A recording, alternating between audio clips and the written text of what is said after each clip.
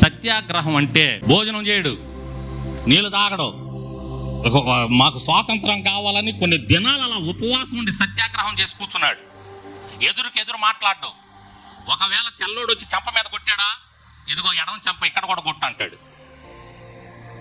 కత్తి తీసుకొని వచ్చాడా, ఇదిగో నన్ను పొడువు అంటాడు. ఎదురు తిరగడు. అది సత్యాగ్రహం అంటే. గాంధీ తాత తీసుకున్నటువంటి నిర్ణయం ఏందో తెలుసా? విల్లెగ్గు పెట్టల, కత్తి పట్టుకోవాలా, బల్యాలు పట్టుకోవాలా, సత్యాగ్రహం. అందరికి చెప్పాడు, ఇండియాకి పిలిపించాడు.